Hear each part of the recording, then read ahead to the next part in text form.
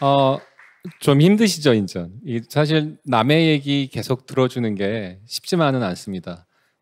날씨도 굉장히 안 좋은데, 교통도 굉장히 좀 혼잡하던데, 귀한 시간 내주셔서 너무 감사드리고요. 적어도 좀 뭐라도 하나는 좀 얻어가실 수 있도록 최선을 다해보도록 하겠습니다. 채권 투자는 그들처럼이라고 타이틀 제목을 적어봤는데요. 오늘이 무슨 날이냐면요. 금융대전이죠. 그 풍족한 미래를 위한 성공투자법이라는 이름으로 이 강의를 지금 하고 있는 것 같은데, 여러분, 성공투자란 무엇일까요? 성공투자란. 아마 성공투자라고 하는 건 투자에 앞서서 내가 결과를 예상을 하고 그 결과가 도달되는 게 아마 우리는 성공투자라고 부를 수 있을 것 같아요. 그렇지 않을까요? 그렇다고 하면 100% 내가 생각한 대로 되는 성공투자는 무엇일까요? 아마 딱 생각할 수 있는 게 저는 정기예금 같아요. 우리는 보통 정기예금은 처음에 들어갈 때 몇 프로의 금리를 받으면 정해진 기간 안에 그 금리 받고 나오는 데는 사실상은 별 문제가 없죠. 근데 우리가 정기예금을 갖고 성공투자라고는 안 하는 것 같아요. 그렇죠? 그러니까 정기예금보다는 조금 더 높은 수익률을 찾기 위한 노력? 그러니까 결과적으로는 모든 투자는 내가 위험 대비 어떤 수익률을 기대하는, 그랬을 때 그게 이루어지는 걸 성공투자라고 하는 것 같아요. 그러면 최근 들어 채권에 대한 얘기가 간혹 들려요. 유튜브에서도 그렇고 방송에서도 그렇고 여기저기서 채권 얘기를 굉장히 많이 해요. 실질적으로 채권 투자가 이렇게 개인 투자자들 입장에서 관심을 가져봤던 때가 굉장히 오래간만인 것 같아요. 그래서 얼마나 그러면 이 관심을 이분들이 지금 갖고 있었었고 이게 어떻게 사회에서 현실적으로 지금 이루어지는지를 보면 2023년 5월 달 기준으로요. 한 개인 투자자들이 15조 정도를 채권을 사셨대요. 그럼 작년 같은 경우는 어땠냐고 보면 한 3조 정도 사는 시장이 정상적인 작년의 모습이었다고 치면 한 5배 정도 규모가 확 늘었죠. 그러면은 왜 이분들이 채권을 이렇게 샀을까라고 우리가 이제 생각을 좀 해봐야 되고, 그럼 그 5월 달까지 채권을 샀던 분들은 과연 결과가 어떨까? 그리고 향후는 어떨까? 뭐 이런 얘기를 좀 해드리려고 하고 있고요. 근데 사실 죄송한 얘기지만 앞에 이제 우리가 주식도 받고 크립토 시장 얘기도 들었었는데 수익률이 어마어마하죠. 근데 사실 채권은 그런 시장이 아닙니다. 수익률이 사실 기대할 수 있는 수익률 자체가 그렇게 높지가 않아요. 근데 반대로 치면 아까도 전 세계 금융상품 중에 시장 사이즈 보셨을 때 부동산 다음으로 전 세계에서 가장 큰 비중을 차지하고 있는 게 뭐였었죠? 채권이었었어요. 전 세계 주식을 다 합해놓은 것보다 채권 시장이 더 크거든요. 그러면 이게 상품으로서 그러한 상품이 큰 시장을 조성하고 있다는 거는 다시 얘기하면 그만큼 하나의 금융상품의 한 축으로 그 역할을 다하고 있다라고도 보실 수 있는 거거든요. 한번 들어가 보도록 하겠습니다. 뭐 예금에 맡기면 우리가 보통 예금에 맡기면은 뭐 은행이 부도만 안 나면은 뭐 또 부도가 나더라도 또 우리나라는 또 예금자 보호법이라고 하는 제도가 있죠. 물론 이제 그게 이제 뭐 금액이 전체 큰 금액에 대해서 다 주는 건 아니겠지만 사실 많은 분들이 이제 대한민국 같은 경우에는 시중은행의 부도를 그렇게 크게 걱정하고 있지는 않으신 것 같아요. 그럼 채권은 뭐느냐? 채권은 이제 그 대상이 있겠죠. 발행하는 대상이 있을 거예요. 그게 이제 나라가 발행을 했다고 하면 국채가 되시는 거고요. 공공기관이 발행을 했다고 하면 국공채가 되시는 거고, 이제 회사가 발행을 했다라고 하면 이제 회사채가 되시는 거고, 그래서 그 중에 내가 이제 좋아 보이는 거를 이 정도면 됐어라고 생각할 수 있는 상품을 이제 가입을 하시는 거죠. 뭐 일례를 한번 들어보겠습니다. 뭐 예를 들면 정기예금이 한 3.5, 뭐 은행채가 4.1, 현대캐피탈이 4.3. 이 정말 말도 안 되죠. 앞에 수익률이 뭐 지금 뭐 어마어마한 수익률 보다가 이거 보자니까 에게 하고 뭐 더 이상 듣고 싶지 않으실 것 같은데, 제가 재미난 경험이 있었어요. 제가 굉장히 나이가 그래도 조금 나이가 됩니다. 제가 87학번인데 금융기관에 종사한 지도 꽤 오래됐었고요. 아주 좀 초창기 때 제가 이제 은행원일 때 얘긴데요. 그때만 해도 이제 정기예금 금리가 하루가 다르게 막 내려가고 있을 때였는데, 은행들 왜 가끔 그런 거 많이 하잖아요. 특판. 그러면은 왜 그 조금 높은 금리, 제 기억하기로는 그때 당시가 아마 5%짜리 정기예금 특판이었는데 뭐 어마어마하게 많은 분들이 오셨어요. 그런데 이제 이게 정기예금 5%짜리를 그냥 다 드리는 건 아니고, 맨 처음에 이제 거래 대상 할 때 그 한도가 있었었거든요. 그래서 1억부터 그걸 할 수 있었던 그런 상품이어서 이걸 프로모션을 해갖고 일종의 이제 후킹 프로덕이라고 해서 미끼 상품이죠. 은행이 고객 DB를 확보하기 위해서.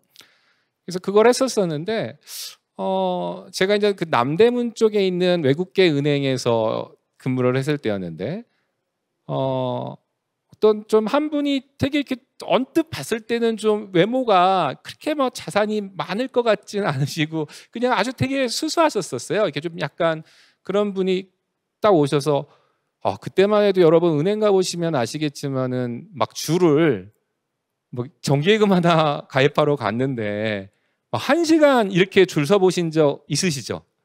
뭐 1시간, 2시간 이렇게 줄 서 보신 적 있으실 거예요.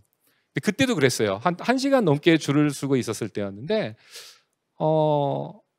제가 이제 그분을 딱 앞에서 제가 이제 여쭤봤죠. 그래서 너무 죄송하다고 시간이 많이 걸려서 그랬더니 이분이 되게 조심스럽게 한도가 얼마냐고 물어보더라고요. 그래서 저도 조심스럽게 1억입니다. 그랬더니 그 한도 말고, 그래서 그랬더니 알고 봤더니 그 최대한 할 수 있는 금액의 한도를 묻는 거였었어요. 그래서 뭐 예를 들면 그게 뭐 100억 단위까지도 하실 수 있을 만한 분이셨던 거예요.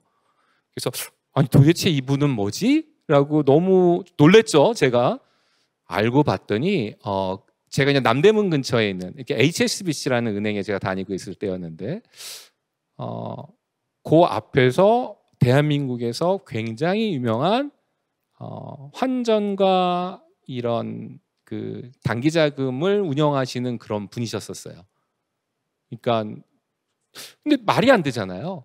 그분들의 보통 그 자금 운용 수익이 하루에도 뭐 어마어마한 수익을 내시는 분들이거든요. 근데 그런 분이 요거 정기예금 요 금리 받자고 줄을 서서 계신다는 게 좀 이해가 안 되잖아요.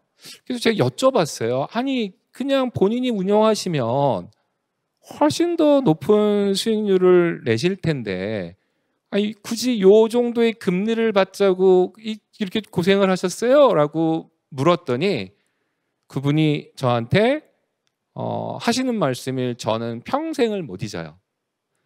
근데 그때 제가 좀 어렸었으니까 젊은 양반 아직 잘 모르는구만 하면서 돈의 용도가 틀리다. 그 말이 저는 되게 이렇게 마음에 와닿았던 것 같아요. 그래서 여러분들께서도 이런 성공 투자를 하실 때 돈의 용도를 분산하실 수 있는 분이라고 하면 아마 조금 더 빠르게 성공 투자를 가실 수 있지 않을까 이렇게 좀 생각을 해봅니다. 예금은 어떻죠? 보통 정기예금을 가입을 하시면 이자 정해져 있는 이자를 받고 그 이자에 대해서 다 100% 과세를 하시죠. 그리고 그분이 인전 이자 소득이 많은 종합과세의 대상자라고 하면 최고 수익인 거의 뭐 50%, 49.5% 정도까지 세금을 내셔야 되는 그런 상황이시고요. 채권은 왜 사실까요? 이제 채권을 사시면 채권은 이제 정해져 있는 채권이 이제 딱 발행되고 나면 발행 주체가 있을 테고 발행 기간이 있을 테고 표면 이율이 있겠죠. 그리고 이제 만기가 있으세요. 그래서 이제 정해진 기간 동안에 정해진 표면 이율로 이자를 받고 만기 시에 이제 원금을 돌려받는 방식인데 채권은 이제 이자를 받자고 사시죠 보통. 근데 채권도 이자도 받을 수 있지만 채권은 가격이 변해요. 매일매일 가격이 오를 수도 있고 떨어질 수도 있어요. 그래서 여러분 아마 이 얘기는 굉장히 많이 들어보셨을 거예요. 그 금리하고 채권 가격은 뭐다? 반비례다. 그러니까 금리가 올라가면 채권 가격은 떨어지고요. 금리가 떨어지면 채권 가격은 올라가게 돼 있거든요. 그러니까 이게 처음 듣는 분들은 조금 낯설 수도 있는데 이렇게 생각해 보시면 될 것 같아요. 한 10년짜리 저 따라서 지금 같이 한번 머릿속으로 생각을 해볼까요? 한 10%짜리 내가 채권을 갖고 있다고 한번 쳐볼게요. 암산을 위해서. 근데 사놓고 1년이 지났더니 막 금리가 올랐어요. 그래서 11%로 올랐다고 한번 쳐볼게요. 시중의 금리가. 그러면 나는 1억 갖고 1,000만 원의 이자를 갖다가 1년에 받았는데 남들은 1,100만 원의 이자를 받아가는 거잖아요. 기분 나쁘잖아요. 그럼 금리는 올랐는데 나는 앞으로 9년 동안 그 높아진 금리에 대한 혜택을 전혀 보실 수가 없죠. 그냥 난 그대로 이제 처음 샀을 때 그 금리를 받는 게 채권이니까. 그러면 이거 갖다 팔고 11%짜리 주고 되는 거 사고 싶었잖아요. 근데 이거 갖다 팔려고 하면 원금 받을 수 있을까요? 못 받죠. 왜냐면 시중은 지금 1,100만 원 주는데 난 1,000만 원짜리 못 받는 채권이니까. 그럼 이걸 얼마만큼 할인해서 팔아야 될까요? 그러면은 100만 원씩 내가 1년에 못 받는 거잖아요. 남들은 1,100만 원, 나는 1,000만 원이니까. 그럼 100만 원씩 내가 얼마 동안 더 받아야 되냐면 이제 만기가 거기서 나오는 거예요.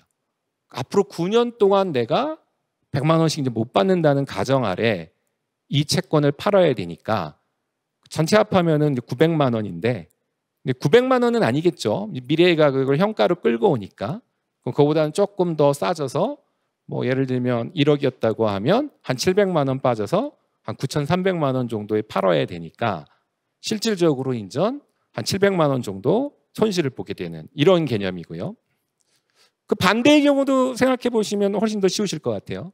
반대는 뭐 금리가 9% 정도로 떨어졌다라고 하면 남들보다 내가 100만 원 더 받으니까 내가 남들보다 더 받을 수 있는 채권을 그냥 양도를 안 하겠죠. 프리미엄을 붓겠죠. 왜냐하면 이거 시중에서 지금 사면은 900만 원밖에 안 되지만 나는 1,000만 원짜리를 받을 수 있는 걸 갖고 있는 거니까. 그럼 이런 경우에는 반대로 마찬가지 논리로 한 1억 한 700 정도를 받고 파실 거예요. 그래서 금리가 올라갈 때는요. 채권 투자를 하실 때 상당히 좀 조심하셔야 되고요.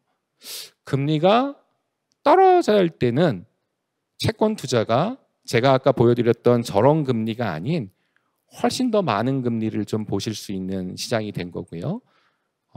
과세적인 측면에서 좀 말씀을 드리면 양도 차익, 그러니까 채권은 이자를 받으면 과세를 하시고 다 종합과세의 대상이 되시고요.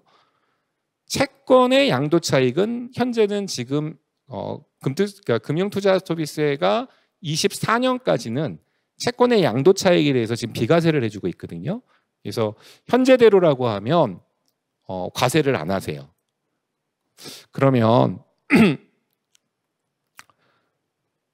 아마 이런 논리로 아까 제가 한 15조 정도 그 개인 투자자들이 국채를 많이 샀다라고 지금 말씀을 드렸잖아요.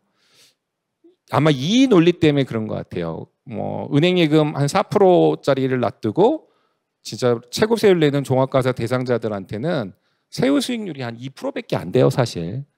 근데 이게 금리가 만약에 한 1년 후 한 80bp 정도 하락한다라고 예상을 하면 한 14%까지 세후 수익률로 고려하실 수가 있으니까 최고 수익률 대상으로는 아마 이래서 고액 자산가들이 이 국공채 열풍이 불었죠. 그래서 아마 15주가 팔렸던 것 같아요. 근데 물론 이 14%라는 수익률 자체가 어떻게 보면 참 작다면 작을 수 있는데 제가 이제 초반에 말씀드렸다시피 어차피 수익률이라는 거는 위험 대비 수익률을 항상 고려하셔야 되시는 거고요. 그리고 저는 그런 것 같아요. 이 작년 한 해 그 5대 시중은행에 정기예금 잔고가 한 얼마 정도 된다고 생각하세요? 지금 대한민국이 한 얼마 정도 있을까요? 내 주머니에는 참 돈이 없는데 왜 이렇게 돈 많은 사람이 많은지. 5대 시중은행의 정기예금 잔고가 820조 정도 됐었어요. 그리고 그 중에 2022년 한 해 동안 늘어났던 금액이 얼마 정도였냐면 160조 정도 된대요. 근데 뒤돌아보면 우리 2022년 난 너무 힘들고 참 어려웠던 시기였던 것 같은데 어느 누군가는 그렇게 자금이 많아서 정기예금을 넣었던 거예요. 그러면 이게 참 상대적인 것 같아요. 그래서 오늘 제가 하는 이 강의의 대상자가 좀 젊으시고 뭔가 활기차게 자금을 늘려나가시는 분한테는 사실상은 저는 별로 좋은 강의는 아닌 것 같고요. 혹시라도 제 강의를 들을 때 좀 대상자가 있다면 혹시 22년에 정기예금을 넣어놓으셨던 분이 이제 만기가 돌아와서 이미 어느 정도 자산을 확보하신 분이 분산 차원에서 좀 안정자산을 정기예금보다 조금 더 플러스 알파의 수익률을 내고자 하시는 분들한테 사실상은 좀 맞는 강의가 아닐까, 전 그렇게 생각을 합니다. 좀 아까 이제 80bp 금리가 내려가야 한다는 전제 조건을 달았잖아요. 그러면은 과연 진짜 우리나라 금리가 과연 내려갈 수 있을까? 금통위에서는 지금 3.5%에서 지금 4번째 동결했죠. 보통 금통위가 3-4번의 그 금리 동결은 과거에는 사실상 이제 피벗의 시그널이다 이렇게 받아들였던 시장이 있었으니까 많은 그 외국계 금융사들 포함해서 아시아권 특히 한국에서 하반기부터 금리 인하를 할 거다라는 얘기들은 좀 예측들은 많이 나오고 있고요. 사실 2022년 말 23년 시작만 될 때만 하더라도 이걸 많이들 얘기를 했죠. 장기적으로 이제 한국은 올라왔던 금리가 꺾어질 수밖에 없다. 근데 1년간을 놓고 봤을 땐 어땠느냐? 여기 보시면은 빨간색이 우리나라의 기준금리고요. 색깔별로 2년물, 10년 금리, 30년 금리 그래프인데요. 보시면은 보통 이게 기준금리가 있으면 기준금리 2년 금리야 어차피 정책금리다 보니까 기준금리랑 당연히 붙어갈 수밖에 없을 것 같고요. 보통 10년물이나 30년 금리가 이 장기금리다 보니까 아무래도 기준금리보다는 더 높은 게 이제 정상적인 시장이라고 보통 우리가 볼 수 있는데 지금은 역전이 돼 있는 상황입니다. 미국 한번 봐볼까요? 진짜 급격히 올렸죠. 22년에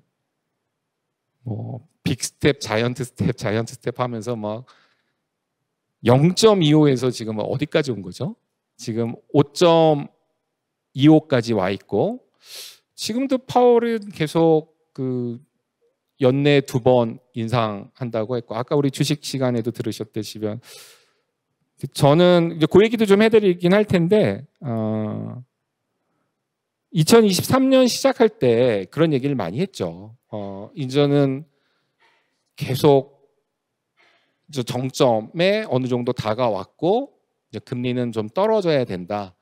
근데 이제 생각보다도 좀 그게 좀 딜레이가 되고 있는 것 같아요. 그러니까 지금 많은 시장 참여자들, 특히는 채권 전문가들이나 어떤 글로벌 이런 시장 분석하셨던 분들이 연초에 강하게 얘기했던 것들이 조금은 좀 이렇게 미뤄지고 있는 상황인 거고요. 이게 급격하게 올랐던 금리가 향후 이렇게 급격하게 떨어지는 일은 사실 이제 쉽지는 않을 것 같고, 다만 금리 인상의 어떤 기조가 좀 끝나가고 있다라는 건 우리가 좀 예측 가능할 것 같아요. 한 1년치만 한번 딱 놓고 봤을 땐 지금 현재 5.25까지 와 있고, 장단기 금리 역전 차가 굉장히 좀 심해져 있는 그런 상황이고요. 보통 이렇게 장단기 금리가 역전이 돼 있으면 보통 이제 뭐 많은 사람들이 경기 침체가 온다라든지 아니면 이제 향후 금리 인하의 시그널로 보통 많이 받아들이고 있는데, 이 기간이 좀 길어지다 보니까 좀 많은 사람들이 좀 지금은 뭐라고 할까요? 좀 되게 지루해하고 있는, 생각보다는 좀 먹을 놈이 없네, 뭐 이렇고 있는 상황인 것 같아요. 근데 저는 그렇기 때문에 지금도 어떤 채권 투자에게는 굉장히 좀 좋은 타이밍이다. 지금도 여전히 채권을 사놓으시기에는 나쁘지 않다라고 말씀드릴 수 있을 것 같아요. 이게 이제 점도표라고, 우리 이제 페더럴 오픈마켓 커미티의 의원들이 있잖아요. 왜 우리 보면 신문에 보면 뭐 우리가 이제 12군데의 그 페더럴 뱅크가 있어요. 뉴욕에도 있고 뭐 이게 도시마다 쫙 있죠. 이게 아주 그냥 랜덤하게 있는 거예요. 뭐 그 상위 큰 도시 순으로 12개를 고른 것도 아니고요. 그냥 어떻게 하다 보니까 그 12개 은행이 있게 되고요. 그 12개 은행의 이제 장들이 모여서 이 커미티를 이루고 있고, 이분들이 이제 회의를 끝나면 이분들이 이제 향후 금리에 대해서 자기의 생각들을 투표를 한 거예요. 그래서 그 투표를 한 것들을 그냥 그대로 받아서 모아놓은 거가 이제 점도표라고 하는데, 지금 2023년 같은 경우에는 지금 5점 높아요. 5.5가 넘게 이렇게 막 투표가 돼 있어요. 그러니까 이거대로라고 하면은 지금 5.75까지 금리 올리겠다. 이 의견이 지금 상당 부분 반영이 돼 있는 건데, 다양한 건 그래도 24년을 보시면 어떻죠? 표가 한 4.25대까지는 좀 이렇게 빠지는 모습 보이시죠? 올해까지는 버틸 수 있을지 몰라도 내년에는 확실히 이제 금리를 좀 인하하겠다. 그리고 25년 정도로 봤더니 좀 다시 또 한 3.5 아래까지는 금리가 좀 떨어지는 걸로 많이들 보시는 것 같고요. 장기적인 목표 금리는 사실상은 한 나라의 금리라는 게 이제 결과적으로는 성장률을 얘기 안 할 수가 없거든요. 이게 이제 경기 성장이 막 좋을 때는 금리를 높여도 상관이 없죠. 막 금리를 높여도 이제 뭘 해도 되니까 높은 금리에 돈을 땡겨와서 무슨 사업을 하면 그 사업을 통해서 그보다 훨씬 더 높은 수익률을 이제 받아갈 수 있는 때니까. 그렇지만 이렇게 성장률이 좀 떨어지는 때에는 이렇게 금리를 높게 하면 아무도 경제 활동이 좀 위축될 수 있는 시장이잖아요. 그러다 보니까 미국이나 한국의 어떤 성장률을 감안한다고 하면 과연 이렇게 목표 금리가 지금 계속 이렇게 높을 수 있을까? 그리고 참 요즘은 하루가 다르게 뉴스 한 3일만 뉴스 안 보면 시장 환경이 매일매일 바뀌는 것 같아요. 우리 기억하실지 모르겠지만은 연초부터 진짜 수많은 뉴스가 있었죠. 아니 뭐 진짜로 당장에 이제 리세션 올 것 같다는 막 얘기가 돌았었고, 막 은행들 파산하고 이럴 때만 해도 우리 큰일 난 줄 알았잖아요. 그리고 또 지나고 났더니 웬걸 미국 시장이 너무너무 견고하고 뭐 이런 리세션 없이 소프트 랜딩이 가능할 거래. 뭐 이런 얘기도 지금 나오고 있고, 참 이렇게 하루 자고 나면 하루 틀리게 시장이 좀 많이 변화되고 있는 것 같긴 한데, 글쎄요. 그럼 금년도는 오늘 새벽에 인전 CPI가 발표가 됐죠. 다들 들어서 뉴스톡에서 아시겠지만은 3% 나왔거든요. 1bp만 더 빠졌어도 2.99니까 뒤에 절하면 2.9까지의 어떤 숫자를 볼 수 있었던 수치인데요. 이게 지금 얼마에서 내려온 거죠? 작년도 한참 인플레이션 높았을 때 CPI가 여러분 기억하실지 모르시겠지만 9.1이었었어요. 9.1에서 3%까지 왔으면 거의 이제 3분의 1 토막 났으니까 빠르게 좀 안정화가 된 건데, 그러면은 처음부터 우리가 그냥 좀 고민을 해볼 수는 있을 것 같아요. 작년에 왜 9.1까지 갔을까? 이게 정말로 그 9.1까지 간 게 정말 경기가 막 진짜 활성화되고 모든 게 좋아서 어떤 인플레이션 요소가 폭발적으로 늘어서 인플레이션이 높아졌던 게 어쩌면 아니었었구나. 그러니까 지금 돌이켜 보니까 우리가 이제 아는 거예요. 깨닫는 거죠. 그때가 결과적으로는 진짜로 그 뭐 전쟁이라든지 이런 여러 가지 요소로 인해서 팬데믹 때문에 한 번도 경험하지 못했던 공급력 부족에서 원자재 가격 상승, 특히나 이제 석유 유가라든지 이런 부분에서 왔던 우리가 그 급격한 인플레이션이었구나라는 걸 지금은 깨닫죠. 그래서 지금 보시면 이제 페드워치라고 해서요. 그 금리 인상 확률, 이것도 뭐 별건 아닙니다. 그냥 많은 전문가들이 그냥 투표하는 거예요. 날짜는 이제 이게 7월 27일 기준이었는데 7월 달에는 25bp 인상될 것 같아요. 그래서 상단이 5.5까지 올라갈 것 같고요. 그리고 이제 9월 달에는 또 바뀌었습니다. 어저께 CPI 나오면서 제가 오늘 확인해 봤더니 오늘 또 바뀌어 있던데 상단을 0.75, 그러니까 더 추가적인 금리 인상이 있다라는 게 지금 이 자료대로로 보면 한 20% 정도로 보였잖아요. 근데 이게 12% 정도까지 떨어졌어요. 그래서 많은 분들이 뭐 사실 그분이 하겠다고 하고 뭐 사실 뭐 페드에서 한다면 하는 거겠죠. 근데 쉽지만은 않을 것 같고요. 많은 시장에서의 예측은 7월에 25p 인상이 되고 나면 거기서 이제 금리 인상은 끝날 거라고 많이들 예측들을 지금 하고 있고요.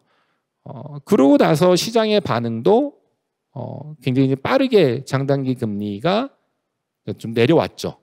그래서 이제 그러고 나면 제 생각에는 좀 금리가 좀 빠르게 뭐 아주 빠르게 빠지지는 어렵겠지만 적어도 이제 금리 인상에 대한 스트레스는 없을 테니까 지금 금리가 굉장히 이제 고금리다 보니까 현재 내가 들어간 돈에서 얻을 수 있는 캐리, 이표, 이자 자체의 쿠폰이 굉장히 좀 높으신 상황이거든요. 그러니까 뭐 5%, 6%의 어떤 이자를 꾸준히 좀 안정적으로 받아가시면서 거기다 플러스 조금 시간은 걸릴지 모르겠지만 채권 가격의 하락 없이 바랄 수 있다면 좀 상승을 노릴 수 있는 그런 시장이 온다라고 보시면 되실 것 같아서 저는 뭐 지금부터는 채권을 그냥 꾸준히 정말로 여윳돈이 좀 있으시다고 하시면 정기예금 대비 채권이 좀 어느 때보다도 안정적으로 좀 좋은 투자처라고 좀 생각이 듭니다. 한번 우리 채권 시장, 전 세계 채권 시장이 아까 뭐 124조 달러니까 어마어마한 사이즈인데 한번 나라별로 한번 봐볼까요? 퍼센테이지로.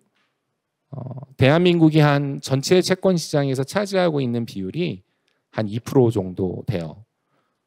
미국이 역시 어마어마하네요. 거의 반 정도 글로벌 채권을 갖고 있고요. 차이나, 일본 이 정도로 채권 발행을 갖고 있습니다. 제가 이제 이걸 왜 보여드렸냐면 이러다 보니까 우리가 이제 글로벌에서 좋은 채권을 사려고 하면 국내에서만 한정돼 있으면은 내가 이제 좋은 투자처를 못 뽑는 거잖아요. 그러니까 지금은 벌써 여러분 많은 분들 아까 뭐 테슬라 얘기도 나왔지만 그 해외 쪽 글로벌하게 요즘들은 투자 많이 하시니까 채권도 마찬가지로 글로벌 채권 쪽에서도 좀 관심을 가져야 된다라고 해서 제가 이 표를 좀 보여드렸었고요. 제가 한번 늘 제가 다른 데 강의 가서도 몇 번 했던 얘기인데요. 조금 지루하실 수 있을 테니까 왜 우리가 이제 해외 채권을 좀 고민을 해보셔야 되는 타이밍인지 한번 설명을 드려볼게요. 여러분 이 차가 뭐죠? 그 G9이라고 하는 그래도 우리나라에서는 최고 좋은 차예요. 그러니까 이 차가 지금 우리나라에서 살려고 하면 풀옵션 기준으로 한 1억 6,500 정도 한다고 합니다. 근데 이거 다 아시잖아요. 여러분 이거 외국에서도 똑같이 팔고 있거든요. 미국에서 살려고 하면 환율 한 1,300원, 사실 지금 1,300원도 안 하죠. 오늘 좀 환율이 좀 빠지고 있으니까 한 1,270원까지 빠져 있으니까 그러면은 한 1억 3천이 안 되네요. 1억 2,800. 여기서 되게 이상한 점 느끼셨을 거예요.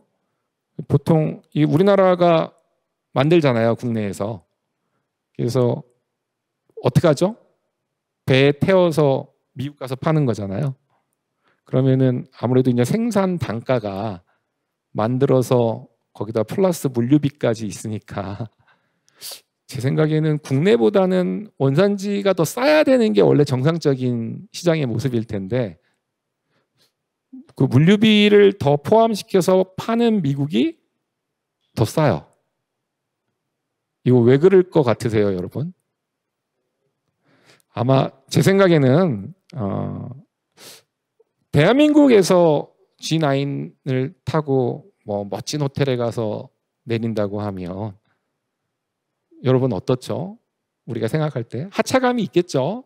저분 굉장히 돈 많으신 분인가 보다. 성공하신 분이야 라고 하는 어떤 그 G9이 현대 제네시스라고 하는 어떤 포지셔닝이 아마 국내에선 돼 있을 거예요. 근데 이 차가 아직까지는 뭐 굉장히 많이 선전하고 있고 현대차가 좋아지고 있고 외국에서도 어떤 브랜드 네임, 어떤 포지셔닝 이런 걸 많이 올리고 있는 단계긴 하지만 아직까지는 그 정도 단계는 아닌 것 같아요. 그러다 보니까 뭐 정책적인 이유가 있겠죠. 조금 더 어떤 시장의 MS를 늘려나가려고 하는 거랑 또 글로벌 경쟁 업체들하고 싸우다 보니까 가격 정책을 좀 저렇게 하고 있는 것 같은데 여기서 이제 한번 생각을 해볼 수 있죠. 반대로 그러면은 저 그냥 외국에서 사서 갖고 들어오는 게 훨씬 더 나은 거 아니야? 이렇게 이제 생각하실 수 있으실 거예요. 그래서 한동안은 자동차도 직구하셨던 분들이 있죠, 국내에서도. 근데 이제 어떤 문제가 있냐면 이게 이제 외국에서 사줘야 되고 그 배 태워서 갖고 오고 시간도 너무 오래 걸리고 아무래도 좀 번거롭죠. 근데 사실상은 이게 16년부터는 FTA가 발효돼서 관세는 없으세요. 세금은 지금 없는 상태고. 그럼 여기서 한번 생각을 해보는 거예요, 여러분. 이게 그 현대자동차가 이 자동차로 생각을 하지 마시고요. 만약에 현대자동차가 원화로도 채권을 찍어내고요. 외국에 나가서 달러로도 채권을 찍어낸다고 한번 가정을 해보고요.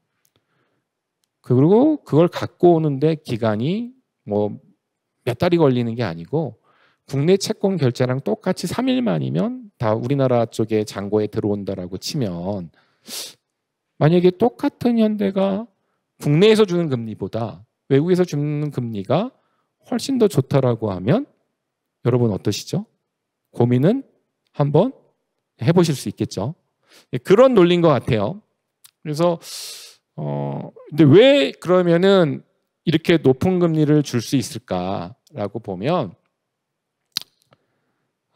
옆에 계신 회사들 한번 쭉 보시면 굉장히 국내에서는 안정적인 회사들이에요.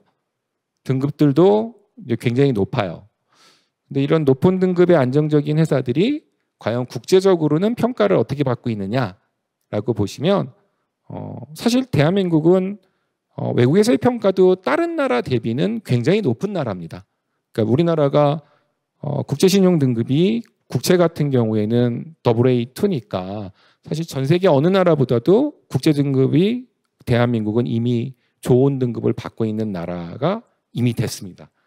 근데도 보시면 그러더라도 아무래도 이제 국내보다는 외국에서 받고 있는 평가가 떨어지다 보니까 아무래도 국내에서 주는 금리보다는 외국에서 발행했을 때의 금리가 조금 더 높으실 수밖에 없고요. 거기다 또 하나, 지금 기준금리 자체가 한국이 3.5, 미국이 5점 이번에 올리고 나면 5가 되는 거니까 그쪽이 훨씬 더 이제 금리가 높겠죠. 왜냐하면 더 급격히 많이 올라갔으니까.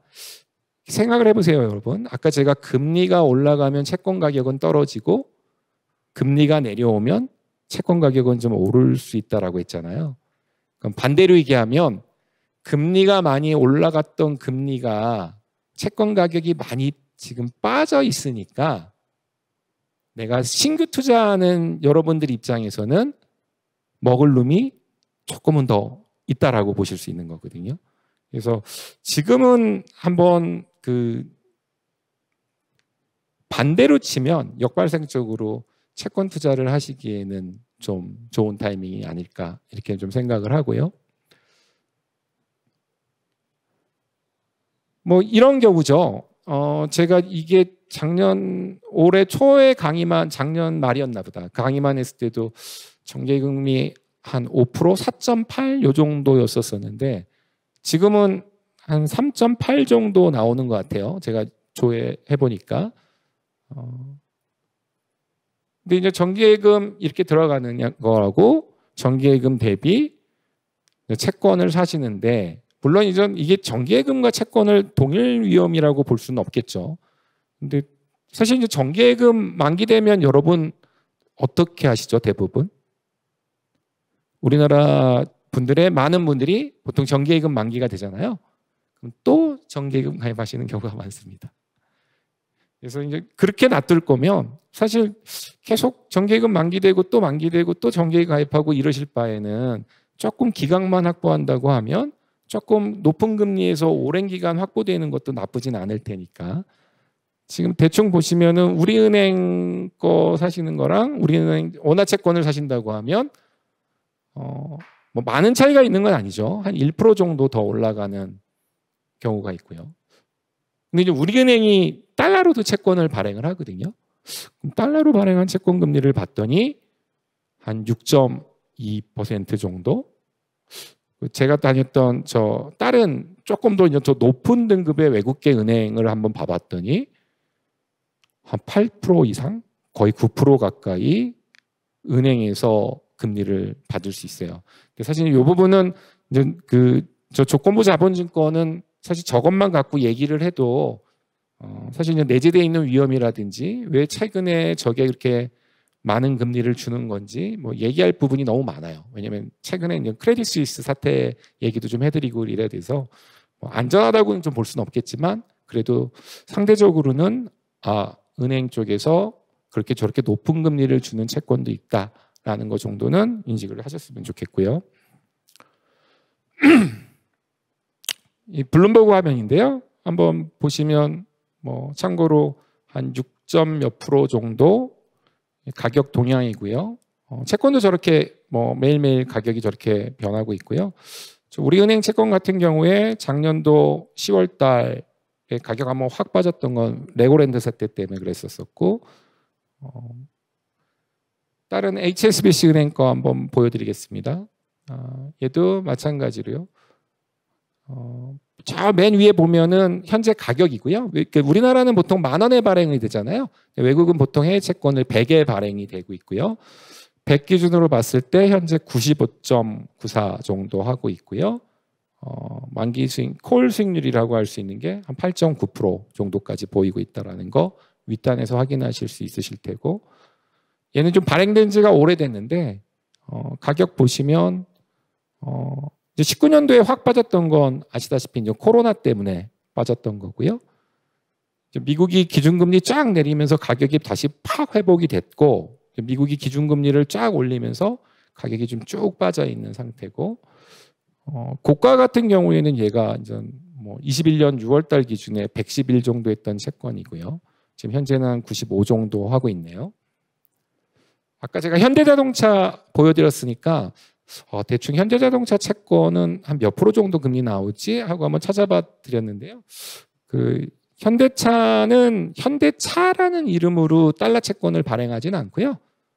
현대캐피탈 아메리카라고 해서 이제 얘네들이 통해서 외채를 찍고 있는데 한 5.7% 정도 주고 있는 것 같아요. 근데 가격은 발행금리 때보다 조금 더 높게 형성이 되어 있는 상태고요. 가격 변동 한번 보시면 미국이 쫙 기준금리 뺐을 때 132까지 갔던 채권인데 미국이 기준금리 쫙 올리면서 채권 가격이 쭉 빠져 있어서 저는 개인적으로는 그래도 현대자동차를 우리는 이제 아는 회사니까 아는 회사 기준으로 봤을 때는 가격은 사시는데 뭐 나쁘진 않은 그런 때인 것 같습니다. 그러면 이제 현대차 얘기했으니까 제가 다른 뭐 미국의 대표적인 자동차 두 회사 정도 보여드리면 양대 회사라고 하면 포드하고 GM 정도 있겠죠. 포드랑 GM하고 좀 제가 비교해서 설명을 드리면 자랑스럽게도 현대차가 포드보다는 등급이 훨씬 더 좋습니다. 포드는 지금 한 BB 플러스 정도 되는 등급이고요. 얘네들이 한 6.2% 정도. 그러니까 포드가 당연히 등급이 떨어지다 보니까 현대차보다는 조금 더 높은 금리 주고 있는 것 같고요. GM 한번 보시면 GM도 등급은 현대차랑 비슷한데 뭐 얘네들도 현대차보다는 조금 더 높은 금리 주고 있는 것 같아요. 한 6%. 그래서 사실 이게 5%, 6%, 4% 여기 드신 분들한테 이게 무슨 의미가 있을까라는 생각이 들어요. 사실상 아까 뭐 1500% 얘기 나왔었죠. 근데 제가 이제 계속 강조하고 싶은 건 이 금리를 받으면서 이게 이제 5%, 6%가 위험 대비 수익률이라는 걸 좀 감안을 하시고 거기에 이제 양도 차익을 좀 기대할 수 있다라는 거 때문에 저는 드는 생각이 이게 채권이라는 건 모두를 위한 금융 상품은 아닌 것 같고요.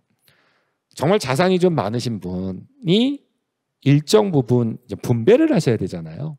분산을 하실 때 일정 부분 이제 안정자산으로 돈을 놔두셔야 될 텐데 그 안정자산의 일부를 정기예금보다는 저는 지금은 그 채권 쪽이 좀 더 좋은 시장이라는 생각에서 좀 설명을 드렸었고요. 아까 제가 15조 정도 지금 채권 사셨댔잖아요.